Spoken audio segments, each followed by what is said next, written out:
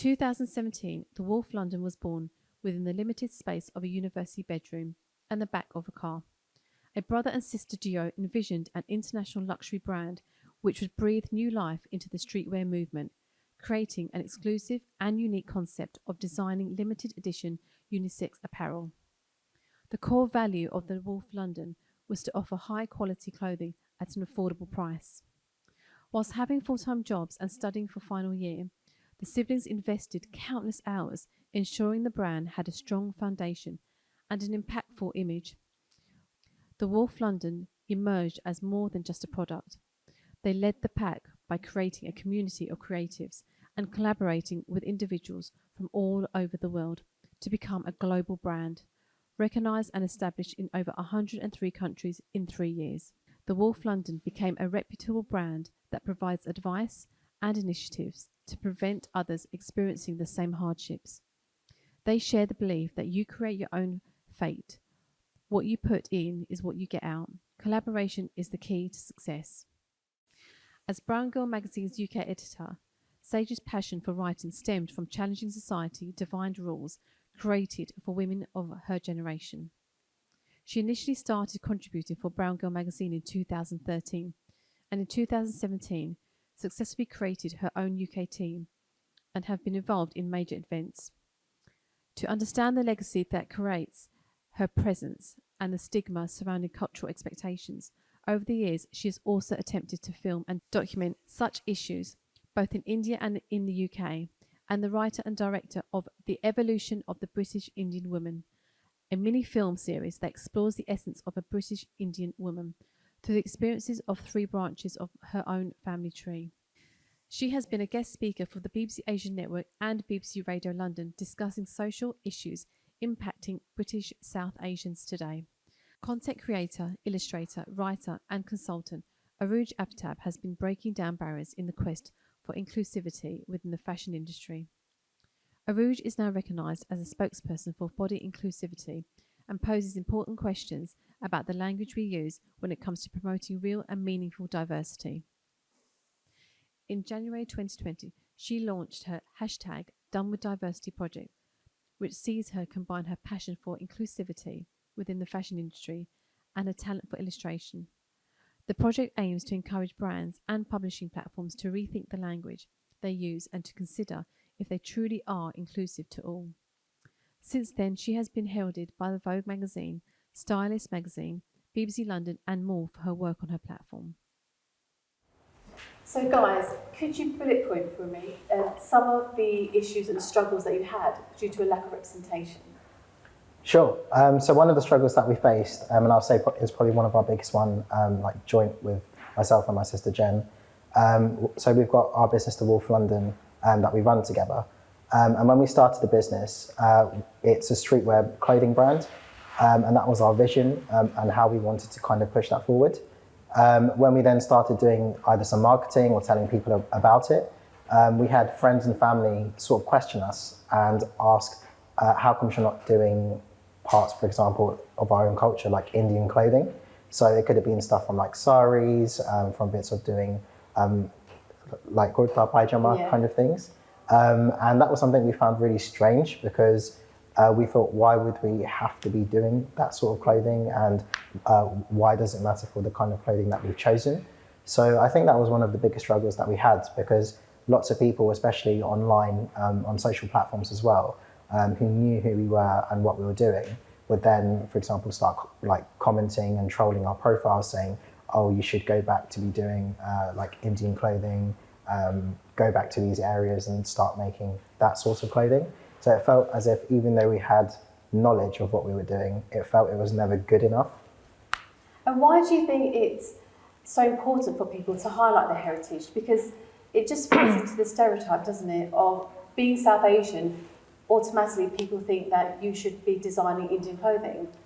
I think it is due to like the feeling that they don't have enough representation themselves, so they enforce it or advise it for others to do it for them, when quite easily they could probably do it themselves. But I don't feel every single brand initiative, everything has to constantly highlight your culture, your root. When people see you, they already get an idea of who you are. Does not mean it needs to consistently be vocalized or consistently be written or pushed out there just to make a point.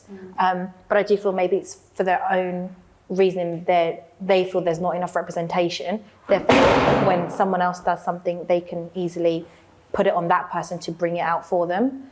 But I think how we've structured our business and the way we've done it is we don't want to be the forefront of our business ourselves. We never have been. We've never put ourselves on the front page or modelled the clothing ourselves. Let's explore that. Why not? Because obviously we're all here talking about representation, yet you used a symbol to actually represent your brand.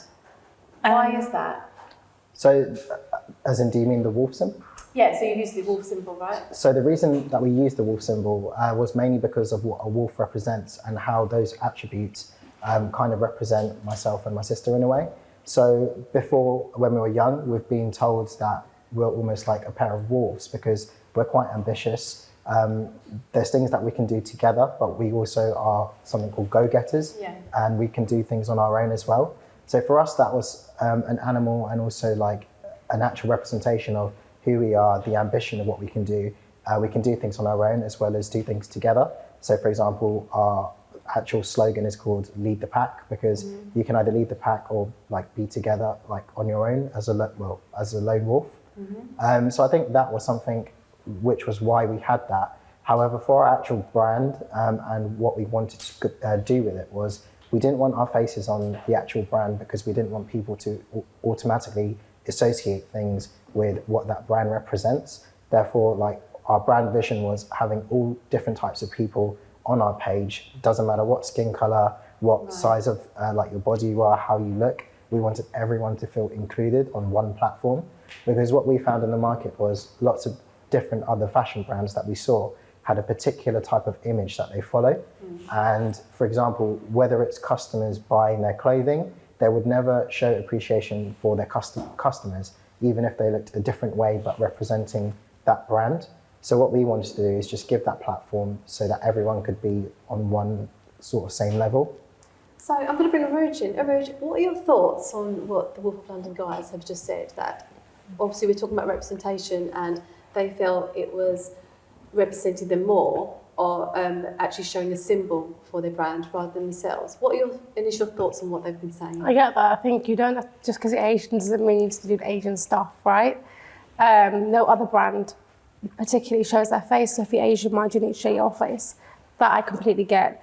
And you also, like, if you're a British brand, you want to be a British brand, because I think this is a conversation I had with somebody quite a while ago. Like, if I was speaking and there was a blank canvas in front of me, somebody would know, oh yeah, she's British. The minute that blank canvas is removed, you're like, oh, where are you from? So that, in terms of your brand identity and just wanting to be a fashion brand, I understand, like a London-based fashion brand. But representation for me is more focused on getting it right, for one, not just having any black and brown person on. I think there's no point of having that, but I think it's important when it's in the right hands.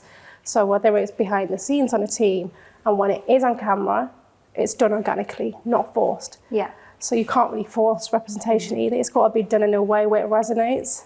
And I guess it kind of fits what you're saying and what your story is as well, yeah. And Sage, I'm going to bring you in. What are your initial thoughts? I think, representation is one of those ongoing topics in every sector, be it fashion, be it beauty, especially in the media, and certainly Brown Girl magazine. There's a lot of content covering that. If we kind of, I suppose, step back a generation, we're all first gen here, but I think Sharon and our parents came here a little bit earlier. And back in those days, like in the 70s, where there was only like 3 terrestrial television channels, to see a person of colour on TV was quite groundbreaking. Similarly with fashion, right? See, with fashion, exactly what you guys said. It's really all about what representation means to you. Yeah. We all have a different version of what representation is. The Wolf London have this luxury sportswear brand that appeals to a group of, an audience that these guys relate to, because as Chanel, pointed out, although they've been exposed to Indian attire, they don't walk out the house every day in, I'd be worried if you walk out in a sari. But Yeah. they don't walk out every day in Indian attire. So it's not their normal. And this represents them. Yeah. Now I think, and there's this New York Fashion Week actually 2 years ago, Bibu Mohapatra, apologize if I say his name wrong, he's a well-established designer in New York. He's from Odisha in India. And his designs are very much haute couture, what you would see in Vogue. Right, it might have a bit of maybe Indian influence with the designs and the textiles, but not obvious in your face. Yeah. But he's all about texture and design, and he treats it as a craft, and it means something to him because fashion is an art for him. So when we talk about seeing more representation, and people, like you say, call out, but you need to do something that represents you and what it relates to you. So I think it's really people's understanding or perception of what representation is to them. Yeah, and I think to start off there, we need to talk about diversity, right? Because the issue is we don't. I mean, what does diversity mean? Arun, what does diversity mean in today's climate? Well, I started a campaign called #DoneWithDiversity last year in January, simply because the word diversity signifies difference. That's what the word ultimately signifies. And is that a negative connotation? It can be if it's presented wrong. Right. Now, working in the fashion business and the industry, you see brands trying to fit the diversity quota, and they'll have a diversity campaign. But that diversity campaign is really only face value, because when you step behind the scenes, there's no makeup artist that represents that one black brand model that's the so-called reason to why there's a diversity campaign. But I purely think the way we see diversity, the way it's represented is solely based on skin colour. And I'm like, how is black and brown diverse? Yeah. I don't understand that. So when I was growing up, I'm an 80s child. So diversity meant having brown faces, black faces, people of colour in these roles, right? Yeah. That's what it. And actually, I think because now obviously, if we're talking about diversity, we're talking about tokenism, right? Yeah. And I think people have mentioned to me about tokenism, and I think there was a time when tokenism, there was a place for it. There was a place for it when I was growing up. Because it would work then. You needed, I think there's an element of tokenism that needs to happen for that to be then normalised at that time. But we're now at a point, we're nearly in 2022, and we're at a point of where brands are capitalising off diversity campaigns, but that doesn't reflect the growth and opportunities behind the scenes. It doesn't reflect the amount of graduates that work on creative courses that are able to land jobs just because their names are different. It doesn't work like that. This is what the problem I'm seeing. So diversity can work when it's not tokenistic. But now we're in a place where you have to be tokenistic to now be diverse, because the representation behind the scenes is lacking massively. So when you talk to brands, what do you advise them? So it's kind of rethinking and what are they language. Asking you, which is really actually important. What are they actually asking you?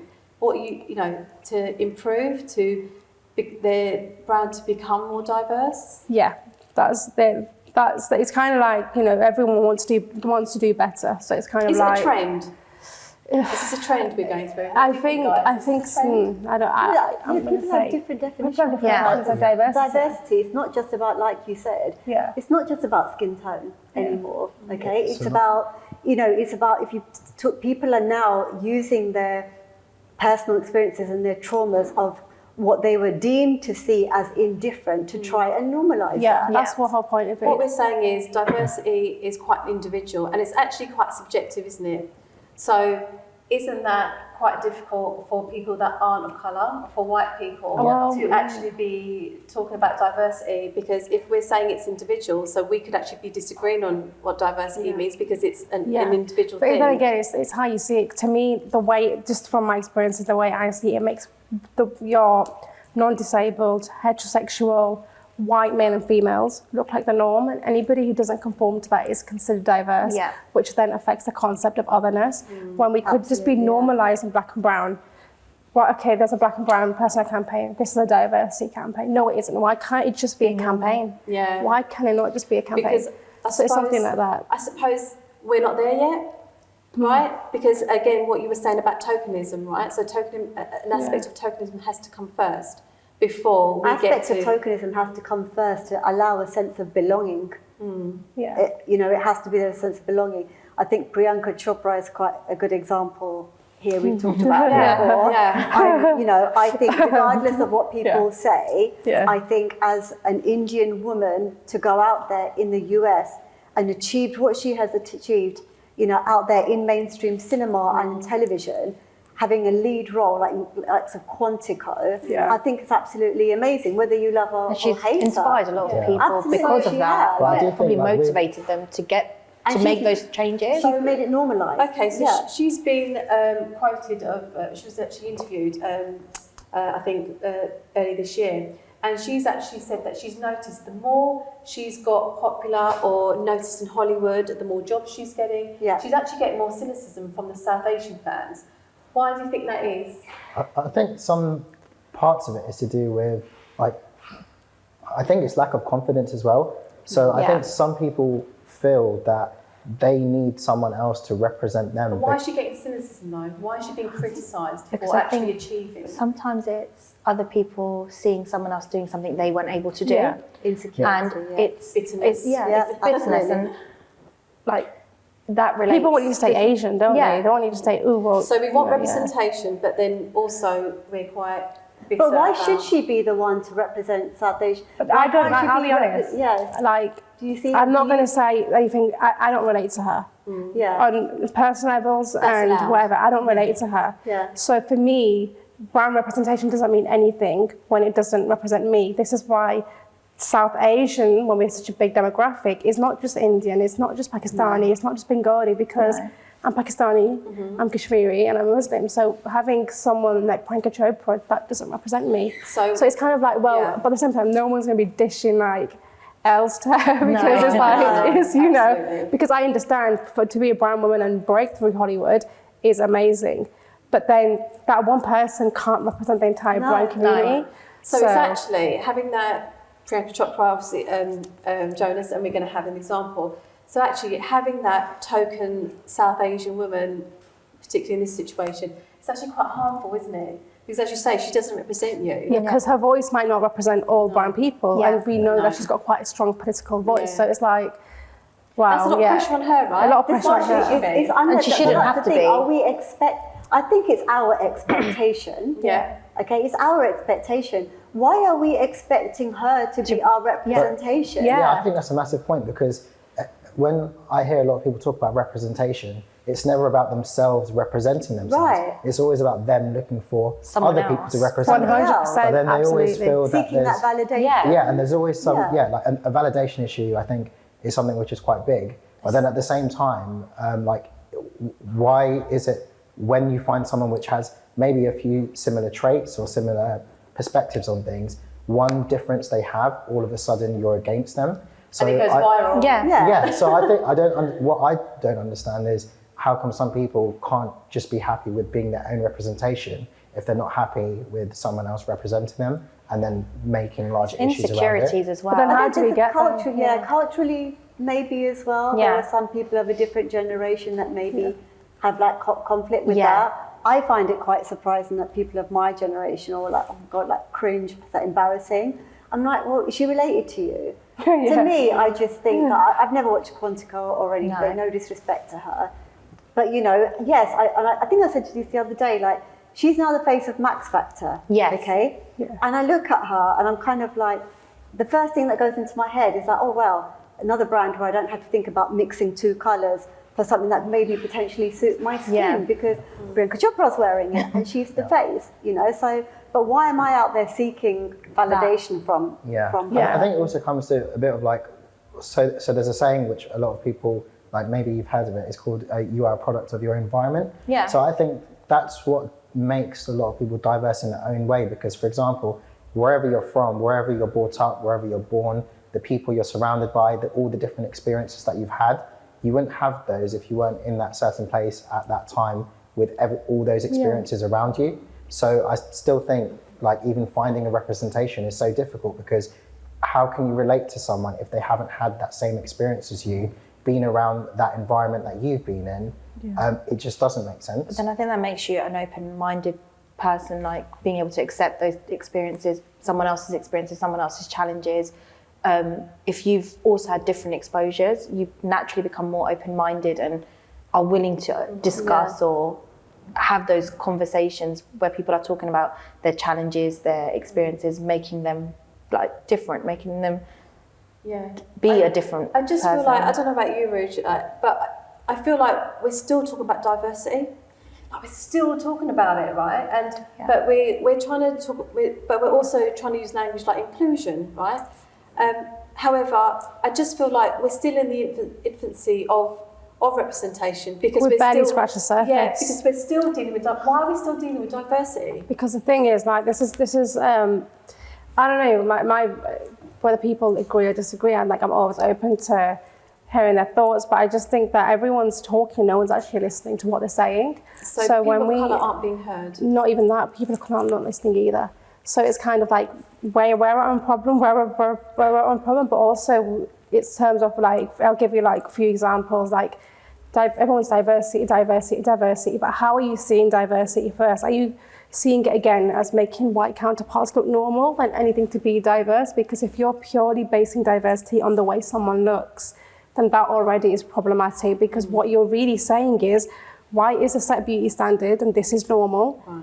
Black and brown Because of is the lack diverse. of representation. Because of the lack of cultural understanding. Right. Okay. So I always say, like, a lot of people are like, we need more of this on camera. I fully disagree. We don't need that on camera unless we can't have it behind the scenes. We need representation behind the scenes for our own people to tell our own stories, to then have it on camera. Because I think once you're culturally aware and culturally experienced, like whether there's a level of intersectionality, there could be, let's say, if we were all on a team behind the scenes, already we are all individually different.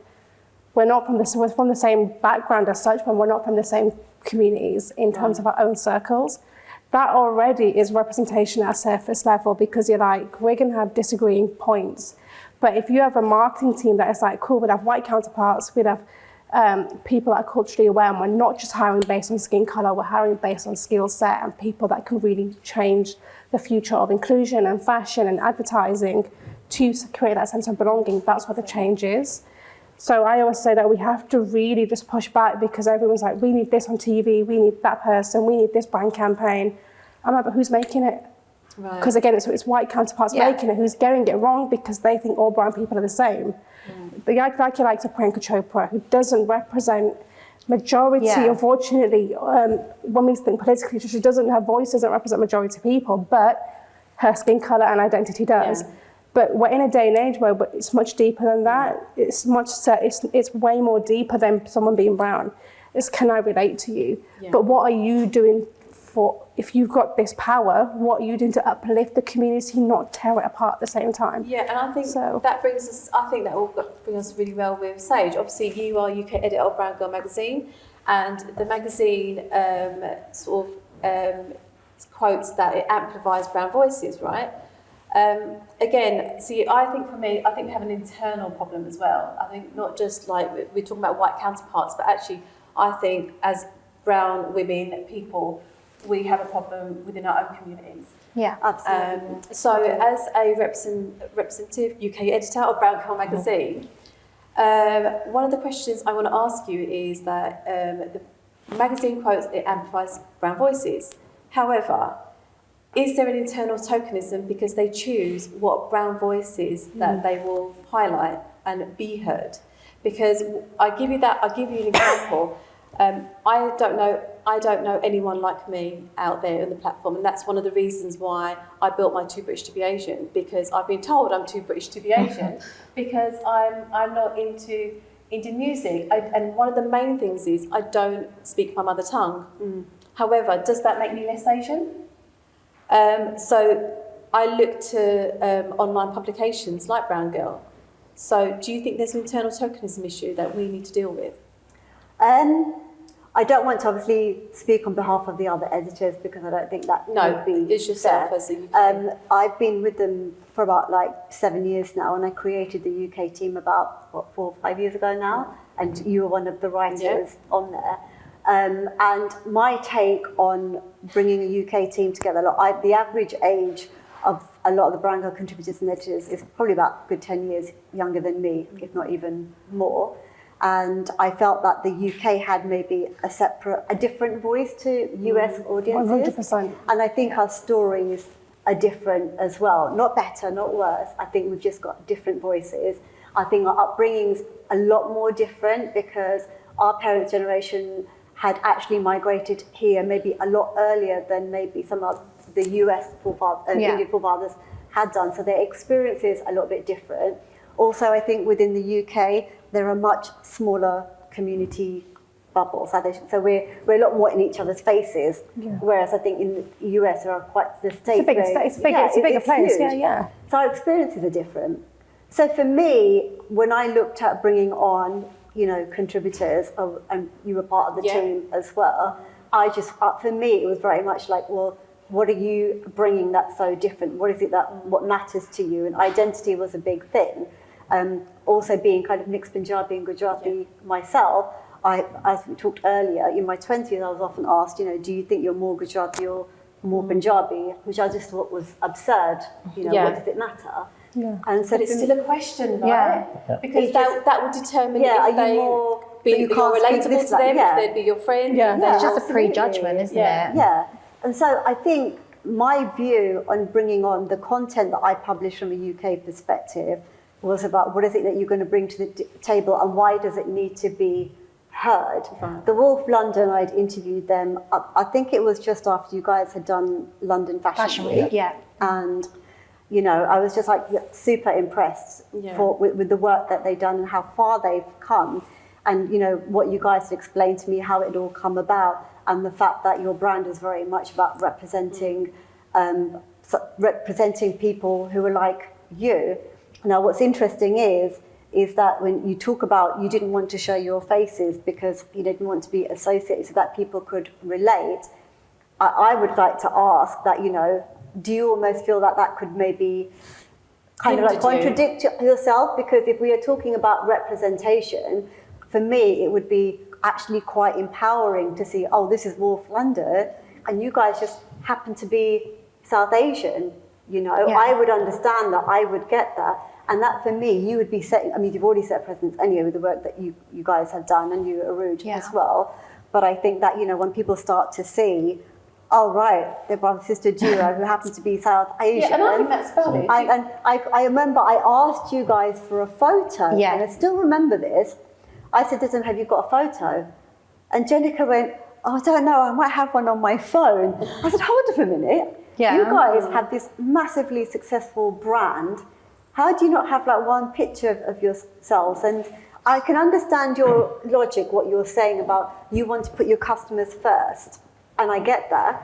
But I think, what would make it quite empowering is that we want to see representation. We're talking about representation. Yeah. Show your faces. And it'll be So one of the reasons actually for that was, as I mentioned before, we want ourselves to be our own representatives, not for us to represent the Wolf London itself. Like, if you feel you have a value that sort of resonates with the Wolf London, we want you to resonate with the logo, not us. Yeah. Because once you see us, you automatically have a sort of there's a judgment. Preconception, a judgment, or you'd something has to be related. But do you not think that you are breaking that narrative? You're breaking that stereotype. So we did, and actually we had a publication with the Sutton Guardian newspaper, where that was the first time we actually put our face behind the brand, apart from to friends and family and people at university. Within the first day, it got, I think, just over 63,000 views online. It was a top trending article in our whole community. And everywhere we'd go out, for example, when I go out with my friends in Sutton in our area, people would say, oh, you're the brother from that company, the Wolf London. But then there's good parts of it, and then there's also negative parts of it. So for example, when people just see the clothing, some of them like it, but then as soon as they see a face behind it, they're just like, oh, no, maybe this person, if this person wears it, why would I want to wear it? Yeah. So do you think it would have hindered you if you hadn't shown it? I think so. I think because naturally people, like Shannon was saying, we want people to represent themselves or relate to the physical brand, not to us as individuals. And relating to us as we're just one person. I'm just one person, he's just one person. We're not going to represent a whole group So do you think it's undue people. pressure, unnecessary pressure? Yeah, on- because on then you it to because be this expectations, and in the Asian yeah. community, everyone, it's natural for people to always feel they're competing or they have to compete with someone else.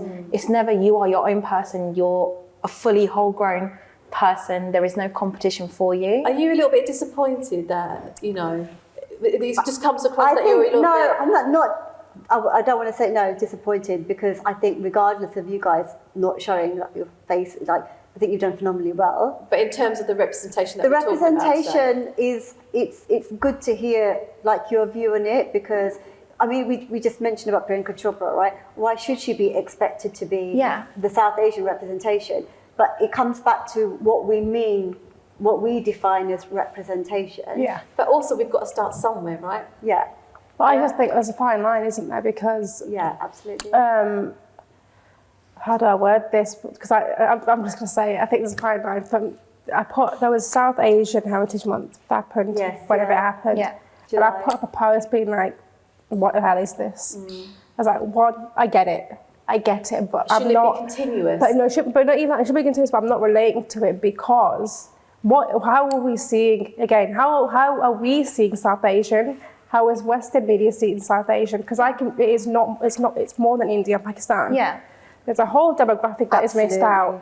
In the Caribbean, Guyanese. Yeah, even when you say, oh, Priyanka Chopra is South Asian, I can tell she does not even represent, I'd say, she probably represents 1% of the South Asian community, and I tell you that is not a lot of people. It's our expectation. It's our expectations. expectation. But then when you have a brand, like this is how I get it. Like if I had a brand, like one of my goals is to start a brand one day.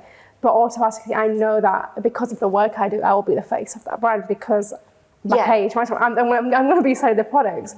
If you're starting from scratch, it's kind of like, I get that. I get starting a brand and just building a brand for building a brand. You're not building a brand to then show your face, to then people to recognize you, to then be like, look, we're brown and we're building a brand. Sometimes you're just like, we're building a brand and we happen to be brown. Yeah, That's just what it is. Yeah, it doesn't matter. Was it. I think it was easier.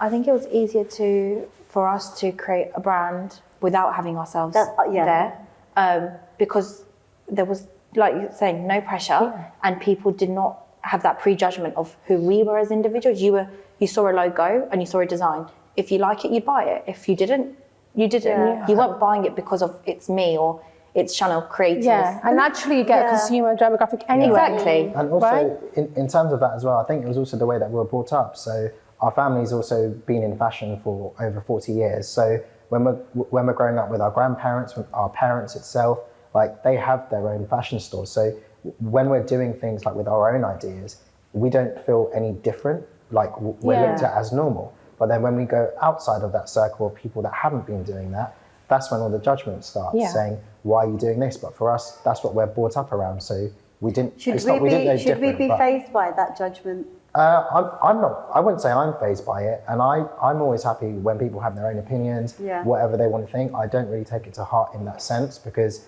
for me, I just see like, it's an insecurity, like of something. It's an I don't opportunity think to I'd say teach someone as insecurity. well. I just say it's a massive misunderstanding. Yeah. Because what people don't know what they don't know. Exactly. And I think the thing with generations going through is, you know, our parents, our grandparents, whoever came to this country, and they made life work hard. I mean, so we've grown up in a very social media era. Yeah. I don't understand the TikTok era, but I'm only 25. So it's kind of like, wow, there's so much to unlearn and learn. Yeah. And it's like, now I get my parents, when they didn't understand what I was like, they understood what I was doing, but they're like, oh, yeah, Instagram, Twitter. They're like, oh, okay, whatever, as long as you're making money. How powerful the tool is or And I anything. do not get the TikTok. generation below. So I understand that concept, because all we've got to do is put ourselves in other people's shoes. So that's why when I talk about representation and terminology and language, I'm like, this is subjective.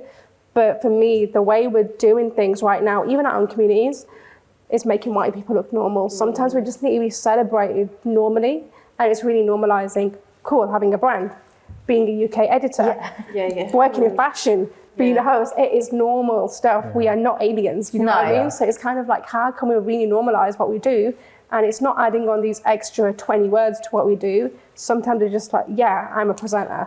I'm not a brand presenter, I'm a presenter. Yes. But as you know. say, it's subjective, right? Yeah. So even I feel like we're having a difference. We're coming together, Yeah. but also there is a difference on how we're seeing things. So how can we expect like white people out there to like if we're not sort of understanding or haven't got it Ourselves. right? So how we expect? But how I do suppose we like expect with them to? I mean, if you look at makeup brands, for example, okay, especially those that But cater you can see it more towards, difficult on they their have to side, be, aren't they? if you are fronting, if you want to go out and say, okay, I've got this brand here, and I want to appeal to a different demographic, particularly those who have got darker skin tones, Yeah. you've got to show those faces, right? Yeah. That's there, Yeah. there and then. There's no point otherwise. I think with fashion, and you guys are the experts here, okay, so you guys probably have a different...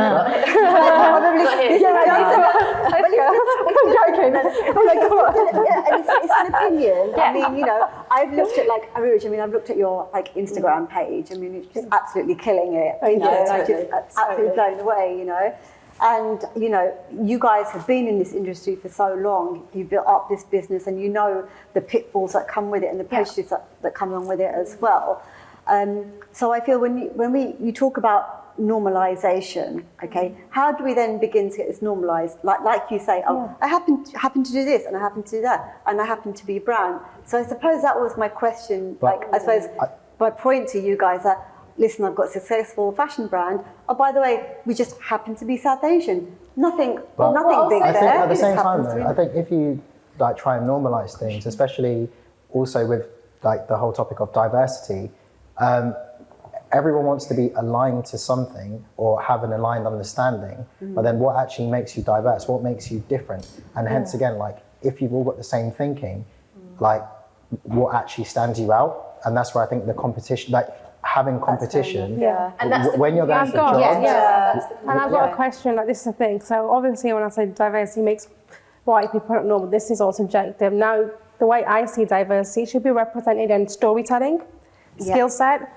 culture and background. When was the last time you saw a campaign that did that with a black and brown person? It hasn't. It hasn't. It hasn't happened. But it has happened when there is a black and brown person, but what story is being told? So I'm like, I get it, you got this. But at the same time, going back to the fashion industry and normalizing it, again, how can anyone who's not in our community access our community when we are so divisive of opinions in terms of supporting each other? Because you've got to think, within our community, there's also religion. Caste. When religion comes into play, and I've openly said this, the most discrimination and hatred I've had is from non-Pakistanis and non-Muslims from the South Asian community. So it's kind of like, I remember my first Islamophobia experience at uni, first year, first week, bam.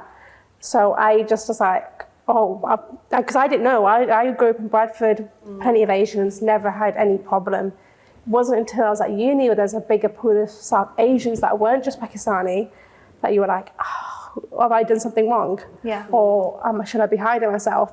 So we are our own problem.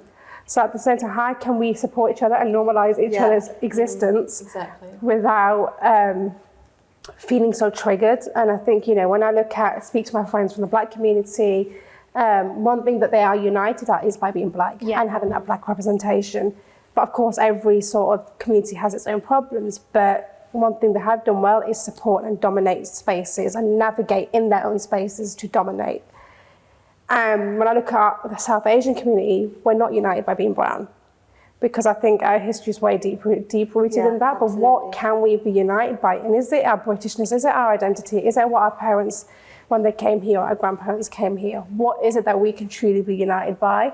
And that is a question that I can't answer because it's like... It's subjective. Because we might be connected over the fact that I can't speak mother tongue, but maybe we respect the mother tongue or something like that. It's individual, isn't it? Yeah, absolutely.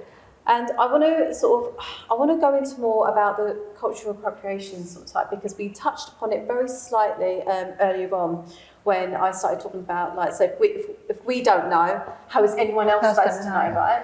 So, Sage, I'm going to bring you in on that one.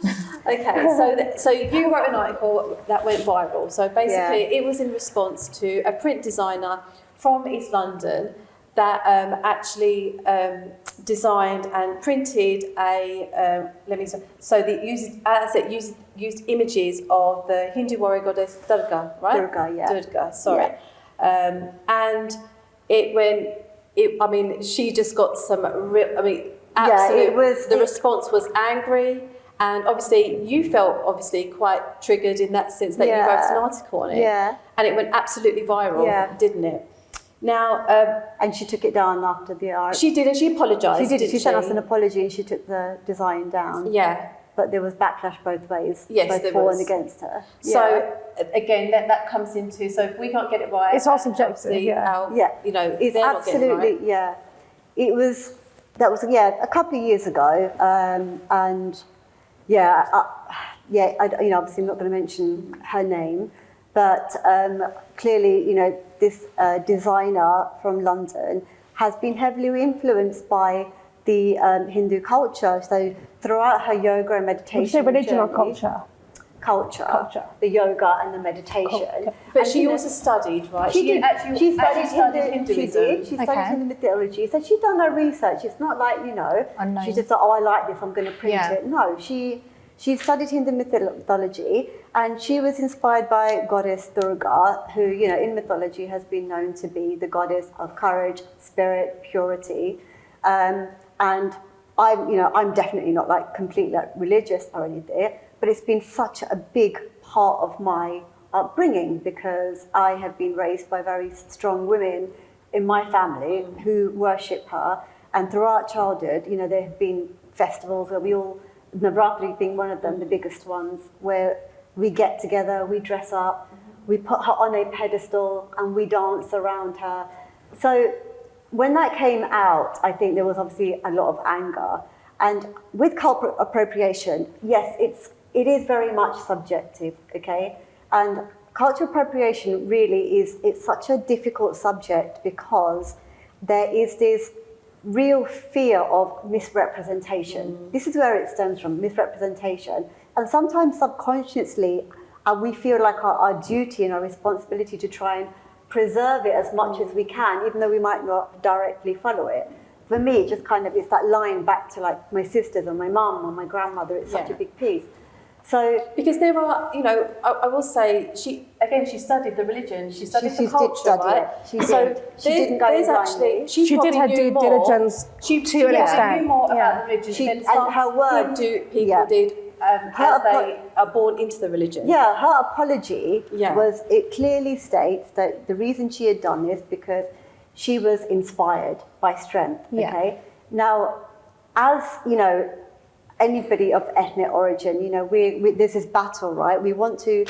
Some of us want to retain and respect parts of our culture that we believe in, that we relate to a little bit more as we get older.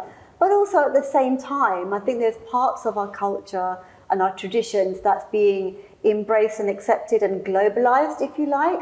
Our food, our clothes, Bollywood. Everybody knows what Amitabh Bachchan. But that can go both ways, right? Right. It's both ways. Right? Yeah, exactly. So we're born and raised here. We're born and raised here. But we've also adopted a lot, and we do.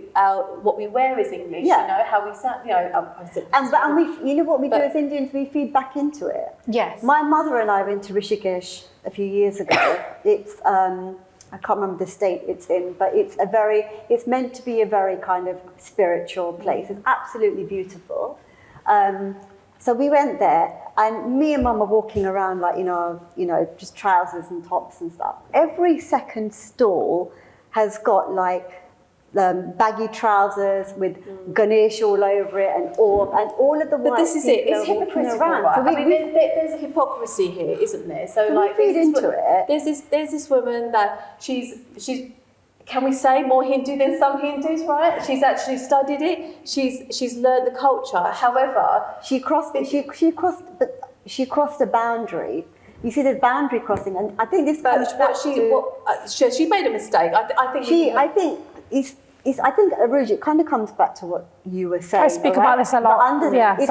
It's basically in the name of fashion, refusing to acknowledge the cultural sensitivities that come with it. all right? Again, yeah. So So if I this is where was to the wear, appreciation and cultural appropriation lines are very blurry, right? They're Yeah, very blurry. they are. They are. Yeah. There's But nothing like, definitive. But the thing there's is, nothing- just to go back to what you're saying, because you're right.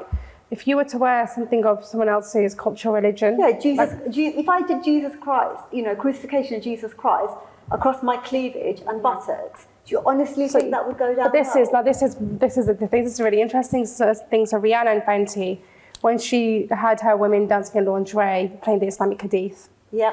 caused outrage. Then outside the Hindu temple with the Ganesh Yeah. necklace. Oh no, it was a Ganesh necklace. Then there was another one outside the Hindu temple in lingerie.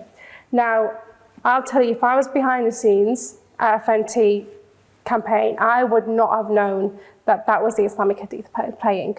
Yeah. And I'd openly admit that the way they changed it, I wouldn't have even known. This is why knowledge and the representation and the cultural sensitivity and religious sensitivity is important when you do something. Because they could have had a Muslim behind the scenes at Fenty. She wouldn't have known.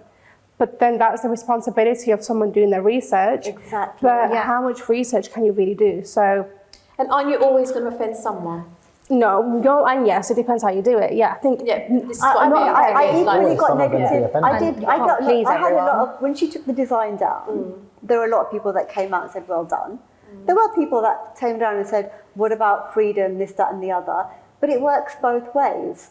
You see, it works both ways. Yeah. Because I think, okay, putting it on we talk about like, bindis and tikas and stuff, like being Coachella. culture. Yeah, Yeah. exactly, Yeah. right? Like, all right, fine, you want to do that, you're embracing our way. But are they embracing yours, or are they Well, using do it you for? remember Yeah. that? Again, it's confusing. Well, actually, do you remember the recent ASOS thing So that kicked off? I call that out. So I'll tell you, I call that out. ASOS? I called it. I do? called it out on my tweet when like semi-viral. So what I did was Okay. quote tweet and put, "This is great, but I would hope to think that the person behind the scenes and the stylist and the Sorry, I photographer." don't know about this. What? So Sorry. ASOS basically, what they had done was Bridal is that- collection. yeah, Yeah. bridal fashion. So they'd used blouses an Indian and- model. Right. Yeah. She was clearly wearing an Indian attire. It was an right? Indian wear bridal. But Yeah. they called it boho chic mesh skirt Yeah. and beaded bodice.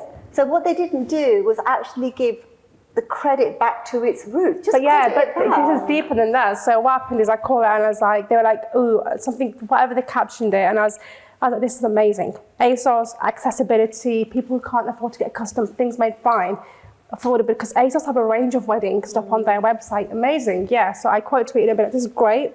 However, one, it's not called boho chic dress. Two, I would like to think that the person who designed this is South Asian. I would also like to think the person who shot this campaign is South Asian and the makeup artist is South Asian. This tweet, boom, went however it went, and then it went on my Twitter, and so many people from the ASOS team were seeing my story, and I was like, oh god. They issued an apology. Then someone approached yeah. me, the designer of the dress approached me, and he happened to be South Asian. Okay. That was lucky. Now, I said, okay, that's fine, the designer's South Asian, but I still don't know whether the makeup artist or whatever was South Asian.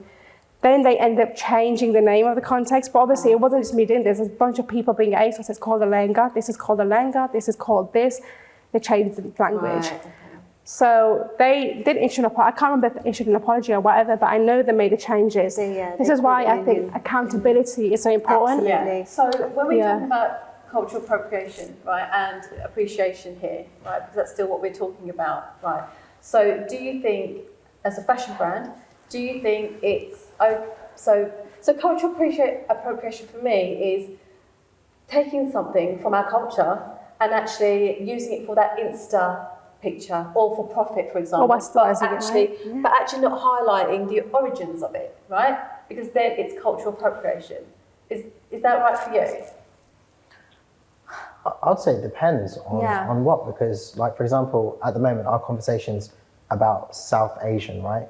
But at the same time, from my eyes, like all I know, my parents are from Kenya, so I see myself as part African as well, because Yeah. we have that background. And we don't relate to that as much to that Indian, South Asian kind of way. Oh, right, okay. And people assume that naturally, but no, our parents and Yeah, like what we our know parents is are, Kenya. are from there as well, and that's where they live. So, for example, like language as well. Like with Gujarati, some of our Gujarati is mixed with Swahili. So when we do actually have those conversations, for example, it's a bit confusing because people would like when they would expect like, okay, would you put some African design stuff in there, or would you put Indian stuff in there? And to me, it just doesn't resonate because for me, it's like, it's just like that's where they are from. To the designer. Is that what you're saying? I think it's not Rather just than design the actual, like it's actually, because it's the brand is you, right? It is us, but the same way, when we actually release our designs, the way that we do it is we don't always take designs that we make ourselves. We actually allow customers or our customers they send design us, the That's who you're trying to reach send out. us designs as well. So it'd be like your design, like the t-shirt that you purchased. That was someone just wanted the Wolf London in different colours. Yeah. So we They were like, wanted okay, to well, let's create like- this. We can put these different patterns in if you like these patterns. They said, yeah, we want these patterns. We put that in and put it on the website and people buying that. So people are buying someone else's design, which we then give credit for.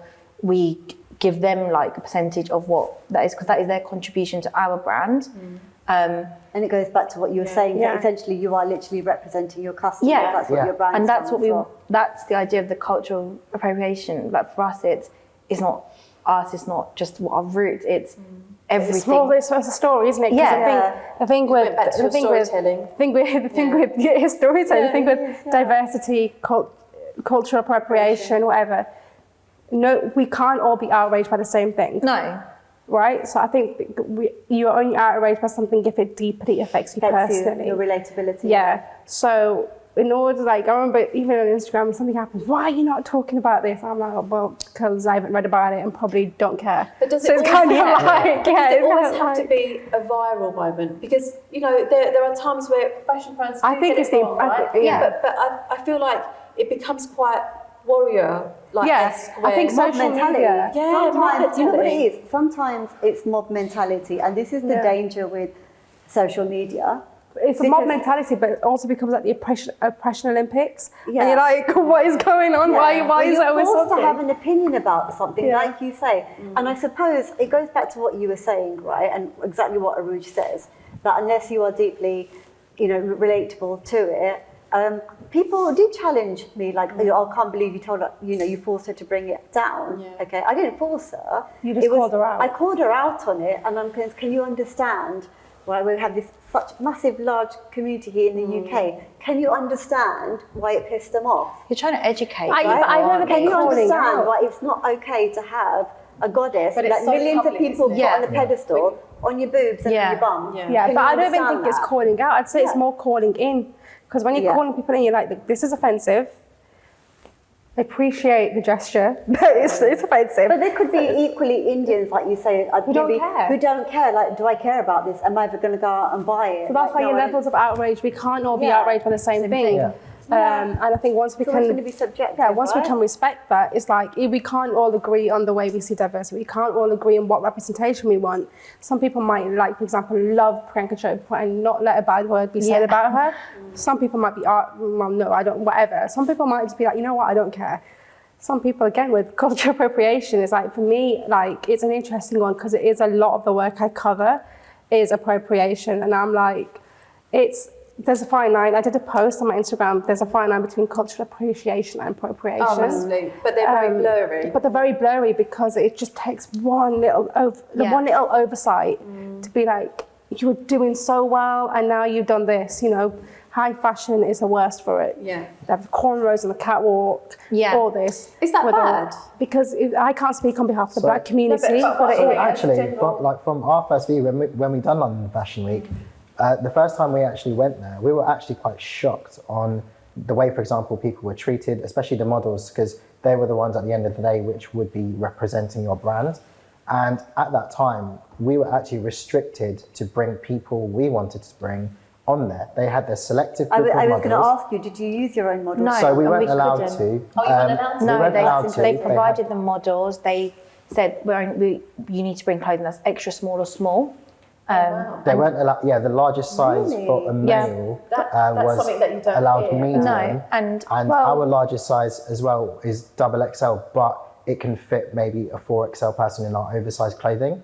So the annoying thing about it was the bits where we wanted parts represented, we were couldn't. restricted. So this is a And- problem, right? and 'Cause I've worked in the modelling industry. Even for example, it was kind of like a checkbox on diversity as well. They had people, for example, that were white, that were black. They didn't have people which were Asian. They didn't have people, for example, of different skin tones in between. Like, for example, say myself, I would say as brown. They didn't have that. And at the end of the day, it was just like, how can, like, yes, it's a great platform to be on, but at the same time, we haven't done it again For a reason. after that reason, because it didn't represent what our actual brand was, And right? did you call them out? We did call Yeah, we did. But So they when we didn't, they said that didn't to ask them, you. So do you get asked? No, they beforehand just what said- you would They didn't prefer? ask No, us. they Sorry, just- can I just, did you call them out on it? yeah, Yeah, so we we've told called them. them out on them a few times.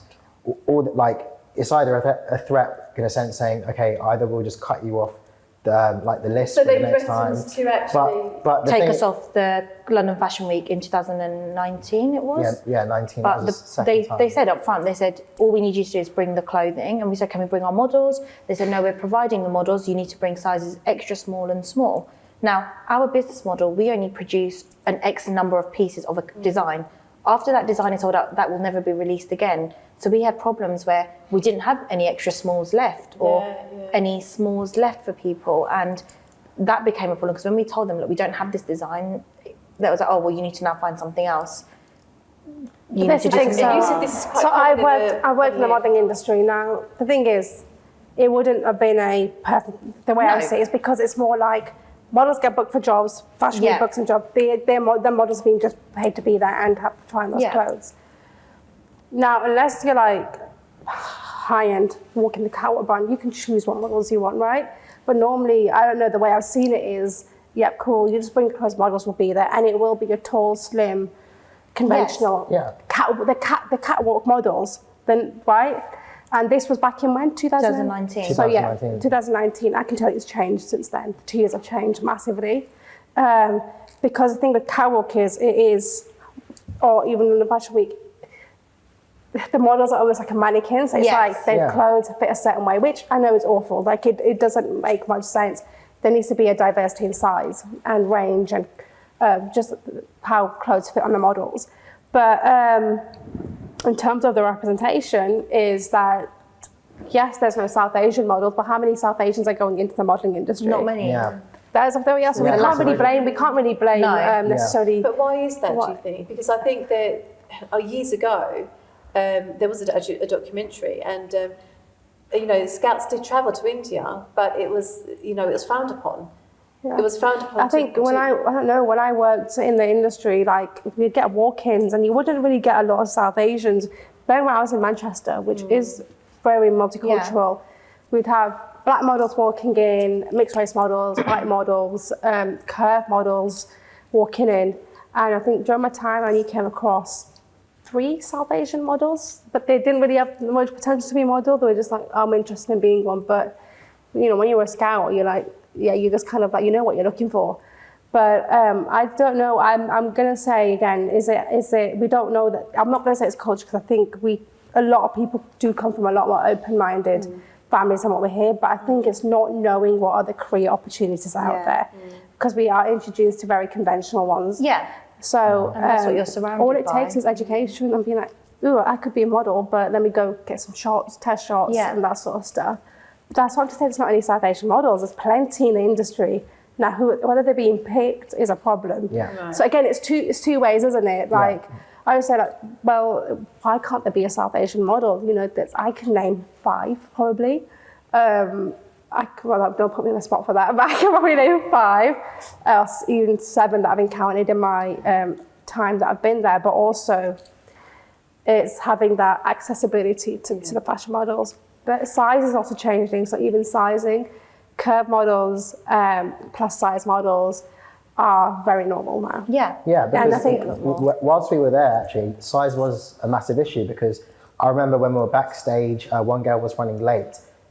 She didn't have any food, and from her face, you can see like she just needed something to eat.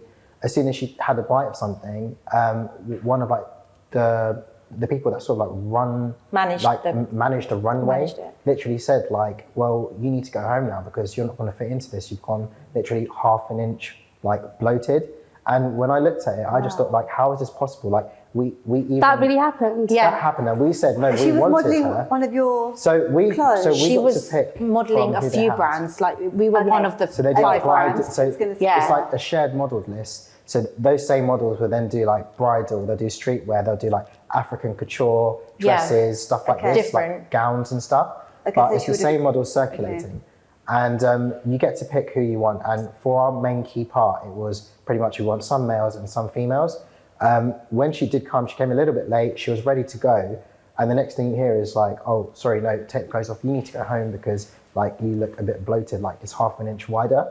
And she was just shocked. And when I remember looking at Jen at this point, and I said, I can't believe like this is actually real, like it's happening. And we wanted her to be in it And we because obviously said our it's clothing is fine. general. It's a hoodie, it's a sweatshirt, it's a jacket. It's not something that's really fitted or anything. Anyone can fit into our clothing. But they don't care about, they were thinking about other brands. Exactly. Yeah, And for us, it was, this is an opportunity. This was her, like, second time being, it's a way for us, like we said, bringing people together, giving someone an opportunity to do something. And we wanted to be that brand. That allows it. Because like Yeah. even with our logo, like the reason we kept it black and white is because, and also geometric, is because we see it as a skeleton. Like you can build anything you want off of that. There is nothing to relate it, whether we chose green, yellow, red as colours. It's what you we kept perceive it just to as be. a tint. So It's we almost kept the like another geometric angle of sense. diversity, isn't it? Again, You we do always come back another to angle of diversity, don't diversity, we? because if you are not allowed to bring your own models, and you guys know who your customers Yeah, are, exactly. and who's best. You give the two-way conversation. Okay, these are the type of models that we need, and keep them specific to you and diverse and unique to you, so that other brands are not disturbed as such. What would you be advising brands, Aruj, In terms of this situation where, on the surface, they seem to be ticking a box? They seem Yeah. to be Yeah. So it fine, but sounds are like, they just pretending? I mean, are No, they doing so the bare thing minimum? is, by 2030, we're going to see a rise in the way we think we're not done with cancel culture. By 2030, it's going to be a lot more intense. By 2030, loneliness amongst my age demographic or age demographic is going to become a big thing. So when you put 2 and 2 together, all people want is a sense of belonging. Now, and I believe advertising, whether it's fashion, beauty, whatever, has the power to create a sense of belonging and build community, because the information we consume is information how then we go into society and treat other people. Now, the advice I always give to brands is it's okay to make a mistake, but it's equally okay to ask questions. You have to be held accountable, but being held accountable is not threatening. You just be like, cool, I did this, but we're going to do better. You have to listen to other voices. You have to listen to more than one brown voice, for God's sake. You have to listen to more than one black voice, because they will not fix your diversity campaign for you just because they're brown or black. So it's like, I just think that for me, it seems such an easy solution, but it's just complicated. What's the difficulty? Too many complications, but this, for me is there needs to be more representation behind the scenes. And it's not subjective to skin colour. It can be anyone, but we need to start hiring culture. We need to start hiring skill set in terms of people who understand a bit more about consumerism, people who understand a bit more just empathy. I think we need to start hiring empathy. We need to start hiring people who get it, and also people who don't get it. Yeah. Because this have an opinion, obviously. So it's like you need intersectionality behind the scenes. We need to start focusing, just plonking someone on camera when you don't have it behind the scenes. Because the first question that will be on people's lips when there's a diversity campaign, who made it? Right. Who made this? Because if it's a white counterpart created for my community, but generalizing all as brown people, I'm out. Right. Unless you do it properly, that is. Unless you do it properly. Like if there's a range of us, like I'll be honest, the majority of the time when I see brown representation, it's going to be an Indian woman. But I don't have a problem with that. Majority of the time when you see a Muslim woman, it's going to be a hijabi woman. Again, I don't have a problem with that. But the problem with that kind of representation is, for example, the hijab, that one's modesty affects how other Muslim women may practice their modesty. Right. In society, say like, oh, you know what I mean? Then that one representation of an Indian woman, or when she's talking about whatever she might be talking about in her campaign or however she's dressed, then affects the way other South Asian women may look or represent Creates a themselves. stereotype. Is that what you're I think finding with Brown I Girl? think And like, it get what I'm saying? creates Yeah. a stereotype, because I think, coming back to, we're talking about South Asian Heritage Month, Yeah. right? So we've collaborated. I in actually the put a past post couple up, of years. yeah. And, you know, so, I mean, it's great to see a campaign like that become so big, and it's That's the first time I saw it last year, though. I've never in my life heard of it. Sorry, I think it was last year was the first time that they had done it. Who did it again? Was it Brown Girl magazine that did it? Or? No, they're independent. Oh, So I independent, know yeah. the founders, but we collabed with them last year and Nice. this year. So last year I collabed on the literature side, and this year we did a cook along with them, nice. and then I was part of the panel for gender inequality Nice, okay. in South Asian community. So we had helped promote their posters and everything on our social media because we were partnering with them, and they had a lot more coverage this time, including on like BBC and radio channels and so forth. Yeah, it's bigger reach. Yeah, it's much bigger reach this year, and quite prominent figures as well on them, supporting them, becoming ambassadors. So I remember the minute we kind of tweaked like the poster and the wordings to say, yeah, we can't wait to partner with South Asian Heritage Month, our Twitter was inundated with comments to say, what about the Maldives? What about Indo-Caribbean? What about this? What about that? Now, I can't speak on behalf of South Asian Heritage Month, but it is certainly, when you ask me about the tokenism there, the more kind of people I'm bringing on into the UK team, I'm learning more about, the Indo-Caribbean community here. One of our girls is from Bangladesh, and she's talking about, the Bangladeshi community, she said isn't talked about enough in the magazine, and I'm like, well, here you go.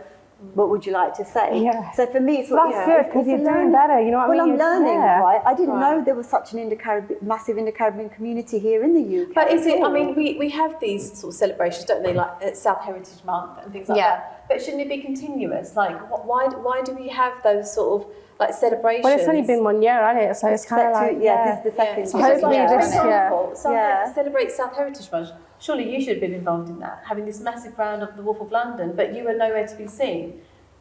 Because maybe that Well, they don't see that. This They is don't see it. that. It's about That's what I vision. mean. This is what it comes back Yeah. to. What do I see and what do I So identify? your point I was saying exactly. earlier and that's about- exactly what I mean so- by it's always going to be, The- for me, what do I no, see? Yeah. nothing against it, but every time I've seen a campaign or a panel about South Asianness in the fashion industry, it's going to be an Indian woman or the same Indian model or the Yeah. same Indian whatever, and or Hindi or Sikh or whatever from that demographic, and I'm like, that's wicked, because again, I have so many friends in the industry, and I've had this conversation with them, and they see it too. They're like, yeah, they get it, but what can anyone do? Because who's choosing this again? It's why can't Research. that's Are you saying choosing research? who they're getting Who's for doing South research? Asian. You have to Yeah. keep Research, an eye. so Yeah. They would know. Yeah. Fine Exactly. I think tuning. like due diligence is like a massive part of it Yeah. as well. And some people say, how much can you do? Well, it's actually how much do you want to do? Because Yeah. if you don't, if I just want to search someone up, for example, on the internet, I don't find anything, that's great. But then if you Yeah. actually want to take it further You could and take further, it deeper. it's how far Yeah. do you want to go? Yeah, and it's on you. It's a and then you responsibility. what you end up doing is, if you can't find it, then you create that. Yeah, and I think that's what maybe and South that's Asian what people heritage need to do. And I think that yeah. I don't think that a lot of South Asian people maybe may not be doing it. Then maybe I they're don't think not- anybody knows. No. And you know, the And thing there's this is, thing yeah, about- we don't know. Yeah, and if you're not, maybe you're not brought up or taught in a way to create things. You're just taking whatever's out there. Oh, You're yeah. not taught like getting a job. If you can't get a job, build your own job. Yeah. Why are you relying on someone to this employ you? Things like that. There's this culture, isn't there, in the South Asian sort of, I think, community, maybe it's brought down, that we don't have that confidence, right? We were always taught, like, go out and get a job, get your pension, stay there for 30 years, and then, but the thing is, The generational, but there is a shift there. There's- Yes, There is a massively. shift. Our parents' generation, you've got to understand, like I suppose, especially our old ones, the struggles. Some of them had to make massive sacrifices. For them, it was more survival. Yeah, it in was our survival of the generation, fittest. we're in the Put the position where first. we choose to have that Yeah. company. you're a product of your own environment. Like, Yeah. I think we're done being grateful. Yeah. I think we're No, done being like, 100%. yeah, we're And I not don't like, think you know we should what? be made to feel that. We're We need to be like, grateful. And the idea of success. We're not indebted, are we? We're not That don't feel indebted. You know, No, I okay, think so that that's is the still. question. I think that attitude is still Okay. there It's amongst still some. I think people It's still expect there, you to feel owe us, grateful and yeah. So are we? But I'm like indebted to our grateful parents? for what? Because this is nothing. Like, that's the thing when I'm like, oh, you should be grateful for what? What? Women, like, yeah, but am I women, meant to settle for less? definitely. Yeah. Like, Definitely. Oh, well, when you complain, you know, you should be lucky you got a job. You should be lucky that, you know, you've got a But business. why? so much more. Why should I be do have to lucky? I can have it if I want it. It's not Why can't I have a it? Because great yeah, work. It's not exactly. gratuity It or could just be anything. lucky for them because maybe it's something They struggled they with. struggled with That's to be you lucky. know what It's not with you. You can't. It's so hard to argue with that, right? Because I think that yes, and again, I'm not, you know, generalising all parents here. Can I just say, definitely not generalising. We're not generalising. I'm not generalising, but there has been, you know, that it's been well conversed and well talked about that, you know, the older generation, they had made sacrifices, they had dreams, and they did a lot. They went through a lot of crap to allow To us get to have what options. we- yeah. However, when we have our kind of pitfalls and when we go, sometimes, and with my grandmother I've had this conversation, bless her, I love her to bits, 87-year-old woman who has seen hardships. I don't even know how she even began to get through them and raised 7 children, all her grandchildren. And I remember I didn't get this job and I went to go and see her and I was crying my eyes out like, oh, I didn't get this job. And she turned around and she said to me, do you know, right, when I went to my village and I'm with 7 kids and I lost everything and I started all over again and you'll be fine. And I loved her for trying to inspire me. I loved it. The thing is, I couldn't relate. Yeah. My That was a village. Yeah, because my parents have literally given me everything so that I don't Go ever through have that, to go through that. So I just couldn't relate. And that's Yeah, like but it's us. something that you can't fault yourself No, for, no. or No, also absolutely, a generational yeah. gap. Because at the same time, if people are talking about, like now, we're talking about how can we improve things, right? Yeah. So if you were, for example, say a younger generation, you'd want them probably to have a better life or things that what we didn't have. Like, why can't that be? You're always trying to make it better for the next So to generation. say to I mean, we're them going to basically after- end up like our parents, really, aren't we? Yeah, but then to say, in a different way. I In a didn't different get those way. opportunities. Yeah, that's the And thing. there's how nothing can you wrong say be with that. And I grateful? No. Or like, I don't what's It's not. being I don't think it's the grateful need for? to be I think grateful that's about quite anything. empowering. Yes, I show find it gratitude, empowering but and Yeah. then to have that And kind at the end of of the day, Absolutely. everyone wants to make it better for the next. Yeah, The next Again, person. I think what we're doing now, gosh, the next generation, I'm scared of them. But like, yeah, you're not doing good enough. I can imagine they'll be sat here and be like, what did you do? Yeah. You know, so It'd be the it's same gonna thing. It's like just But miss that I don't know. I gratefulness think bit. when I go like parents, my mum's young, so it's kind of like right. My mum's She is young. She is very young. My mum. We're My not mum's that. 47. Jeez, I'm not that. And my grandmother's 72. So I come from quite a young family. So it's kind of like when my mum like was born and bred. Well, she was born in Pakistan, but bred Birmingham and whatnot. So she had a very British, UK upbringing kind of thing. So it's kind of like interesting when I hear the stories of like my friends whose parents who probably weren't born and bred here but came here later. And it's definitely when you look at in terms of opportunities, or you look at navigating spaces, or you look at being grateful. They just my grandfather came here, my mum came here. They made it work what they made work, and now it's just like we were never told to do anything there. We were just like, cool. No, we you know. weren't. But you've made a success out of it.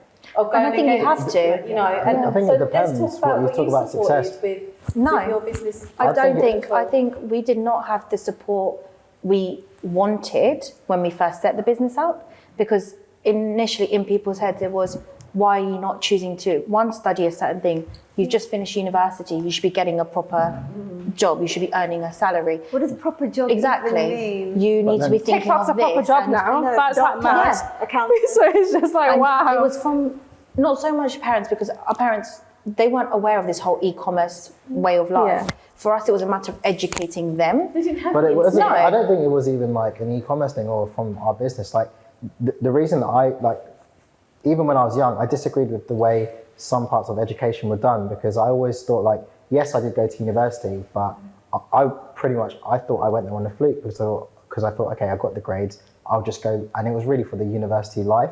But then what I realized when you're at university, I was on a business course, and from that business course, all you're taught or what's put into your head is you need to, for example, get a placement or end up at working for one of these top 4 companies. And in my head, I always thought, well, hang on, like my family have had their own business. Why is it you're not teaching people to build their own business? So And they don't do that. You're No one working for teaches you yourself. that. And also, your parents were entrepreneurs, right? In their own right. I don't. I think their parents were. So there's this skip of a generation. Our parents' generation, our parents' parents were the entrepreneurs. Right. Our parents then went into it because that was already set up for them. Right, okay. And then we were the ones who had to create it for ourselves because we never saw how something got built. We just saw something successful. Right. So for us, it was, we need to create our own thing because our parents didn't actually create a business. They were already in a business Wow, okay. and they were working. For us, it was, well, why don't we create our own thing? Yeah. Create that. So really, Be that change. Do you think that you've just built upon what your grandparents have Yeah. done? Yeah, I think we've innovated we've taken upon their what they've learnings. built because like we've seen, for example, like especially it's just like evolution, like a lot of things have changed since during that time. There's a lot more technology, there's a lot more ways to reach people, a lot more ways to influence people, a lot more ways to do things, more resourceful as well. And I think it's just taking advantage of all the resources that you have.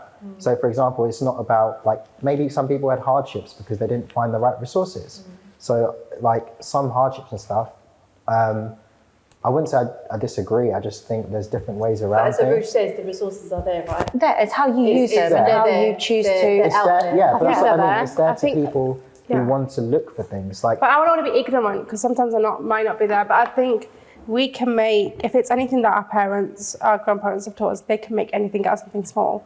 Yeah, very true. And you make it 100%. work. Yeah. And I think, but we are in a very different generation of materialism, and you need X amount in your bank account to do this, and you need this to do I think that. there was a lot more resilience, I think, from the older generation. Yeah, and I think I mean, my mum's an entrepreneur, right? I'm quite intimidated by her because I think her business acumen is just, I go to her for everything. Any kind of like financial advice, absolutely, like everything business-wise. And I just think to myself, my God, I'm never going to get to that stage like where she Set is. the bar too high. Yeah, she has. She set the benchmark quite high. So sometimes you do feel, I do feel a bit like, my God, am I ever going to get to, get her kind of standards? But I think that there's a hunger. For my mum, it was this hunger because she didn't have, she had my grandmother raising us, looking after us, that enabled her to work so hard. But that drive that she had, she taught herself absolutely everything. She went out there.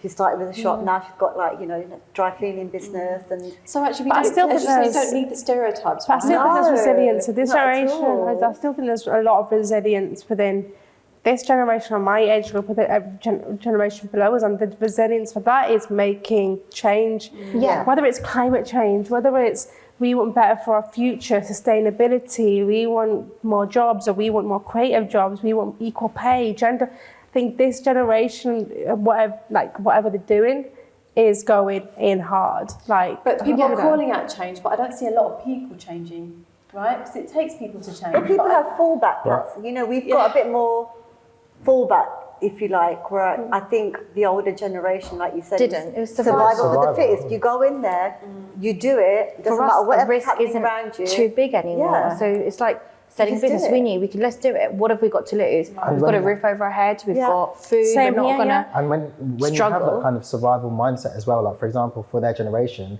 if they did fail, they didn't really have no time to sort of like dilly-dally around. They have to be on the next thing. They have to it's not really find failing. a way. It's like, okay, well, how do we work around Yeah, Yeah. we've What's done this. plan It's B? not worked. What's the next step? thing. Whereas Yeah, for us, it was absolutely, okay. This doesn't work. Fine, no worries. We can keep working on it, or let's try something different. Yeah, but there was more that's the thing, choice, freedom, options. Working for for us. myself, I came to London I was from Bradford, Manchester, then I came to London after I graduated from Nottingham, and I was like, I left the modelling industry, and I was like, I don't really have a job, but whatever. So I just came, and it was just like, I did have a temporary job until I got made redundant in COVID, but it wasn't something I particularly enjoyed. I did it because I just wanted to be in London, and it's a compromise that we had just because we want something. Yeah. Then I was like, ooh, a bit more redundant. I'm just going to do my diversity full time. If it works, it works. If it doesn't, I'll just go get another job. Exactly. And having that effort mindset is just like really, or whatever, Yeah. It's like, but it's worked, and I'm here a year in. People so are it's just worked. wired different. Like, I think, like some people, it's like I think, but we're doing things for ourselves now. That's the Yeah, thing, and we're not doing it for anyone else. It's not that it may be a bit selfish, but it isn't. Because we want to do it. Yeah, If I it's want not this, that I'm we're gonna do depending it. on anyone or we I think are responsible for we're anyone. also trying to, I think I grew up obviously without social media. It's only just come out. Such a weird. I think recently. I was in sixth form when all this. Yeah, was- same as us. I Yeah, was- so I yeah. didn't have. We didn't Can have we not social talk about media. age? Can we just? But you grow up. I had a childhood without social media, so Yeah. I didn't have, the worry of like validating, comparing my lives to others. But actually, I think maybe there are maybe slightly different generations that are actually being fueled by what they see on social media and think, oh, It's a big I want to be a influence. part of that. I want to be a part of that. And sometimes, in a way, I think social media sometimes massively has its positive. Do you find it intimidating ever? Do I find me? No, because I've never, like I said, social media did come into my life a lot later on. Yeah. So filters and stuff. Like, But it was See, I find it intimidating sometimes. Really? Massively. the thing is, for me, is like it doesn't really faze me. as Yeah. such. What I do That's from not mine. Brown Girl magazine perspective, it's all purely online, and we're on Twitter and Facebook, Instagram, and I find that kind of sometimes quite overwhelming. That I have to put Same. everything like everywhere. And for me, my background, like I'm a writer. I love to write. So for me, it's just, I just want to write things and put it out there. But from an editorial perspective, I'm now thinking about, okay, image and this and that. There's a lot of other Marketing. factors you have to do. Yeah. What looks good enough Yeah. to be sellable or to be Yeah, read to I attract don't make attention. that decision, but obviously it's the content I'm putting Yeah. out, and I'm like, I'm now talking about doing like events and photo shoots and stuff, and I'm like, wow, this is all a bit new for me, because now for our voice to be heard, it's not just in the pen anymore, but it is literally about visually The what visuals. what people Graphics. see. So, last question for the panel: what is the immediate change that you'd like to see? I think, well, from my side, I think it's more. I think it's people being In terms of open-minded. in terms of representation, everything we spoke about, diversity. I think it's people being open-minded. I don't think anyone should feel boxed or inclined to feel in one way or relate to one thing. I think everyone needs to be as open-minded as possible to accept everything, whether you agree with it, disagree with it. Open-mindedness, I think, needs to be more common. Everyone should be happy to discuss, to be open about things. If you don't talk about it, no one knows, and it's nothing wrong. It's nothing to be embarrassed of, but it's someone else can conversate with you. Someone can help you think in a different way, open your mind to new things. Chanel, that Yeah, I'll probably say similar to that, but more on the embracing side of things. So, for example, like if no one had a different opinion, like there'll be no one to challenge and there'll be no one to sort of reason with you. Yeah. So I think it's always good to have that kind of difference of opinion to kind of build yourself upon that, because it's like finding a root cause, like embracing things, right? If you keep asking why to someone, like for example, if I say, why did you wear, for example, a pink outfit? You'd give me a reason. I said, okay, but why did you choose that? Why did you choose that? To try and find a root. I think it's being What, able like to- devil's advocate? Yeah. Yeah, but And I sometimes you do think it's like need it. really Is important. devil's advocate always good though?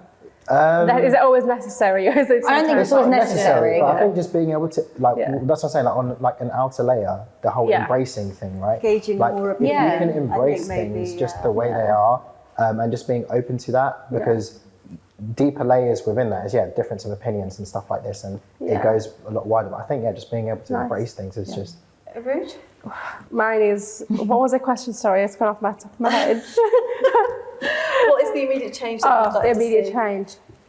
We need to rethink our language and the way we are, when we're representing communities, how are we doing it? Whether you're white, brown, black, however you may identify, sexuality, gender, we all just need to reframe our language because it's not subjective to one community. I'd say we need to really move away from screaming about on-screen representation and just take a look at what's happening behind the scenes. Because I think we need to start from grassroots. We can't ask people who don't understand our communities to create our representation for us. It needs to come from our own people. We need to support each other. Yeah. We need to listen. We need to be able to accept other difference of opinions, because if we're not, then how are we actually going to progress? Yeah. We also need to accept that we all want the same thing, but we are just different voices. Or majority of us want the same thing, but we all just need to just navigate in our own spaces and just unite a bit more than we already have. But if I'm talking more universal, So no matter what community you're from, is just really rethinking language and terminology. Sage? I think two key things, especially from chatting to you guys this afternoon. I think the first thing is I want South Asian people, when we talk about representation, just be bold, don't be afraid.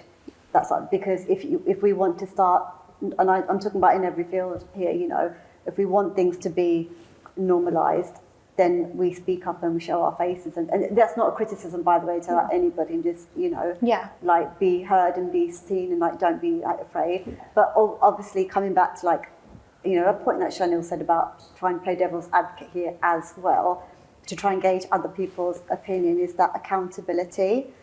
Take accountability, take responsibility for what you're doing. And like what Aruj has said is, and by doing that, is do your research, do your homework, you know, think about the cultural sensitivities, think about what it means to people. We're living in the UK. There's nothing that you can't search about people. You know, you don't have to go to a library anymore and take out a book. Google is your friend. Google is your friend. Google is your friend. Your next door neighbour is your friend. Exactly. Asking someone on Twitter is your friend. It's like, if you don't have any friends, go make the friends that you need to make. Don't make assumptions. Don't make assumptions. Just ask. It's okay, like you say. It's absolutely okay. But we also need to be approachable for people to ask. We do. We need to stop the inter battle, because I think the support for one another is, like you said, Aruj, you know, maybe from the outset, from black communities, we see a little bit more unity. That might even be me stereotyping, because I don't know what internal. We could be wrong. What I just say in the past year, and to see how successful my friends have been, it's the best thing that I've seen. And having the conversation with them is just, obviously there's animosity in every community. There is, but they are united by having black excellence. And that to me is beautiful. And it sets a benchmark, I think. And I think we just need to keep empowering each other and just accept that it's okay to have a different opinion, as long as I'm just respectful of your belief and I'm not, you know, trampling over what you are trying to do. Guys, thank you so much. Thank you. Sharon. Great, and it's been a great discussion here. So thank you very much. Thank you so much. Thank you very much. Thank you guys.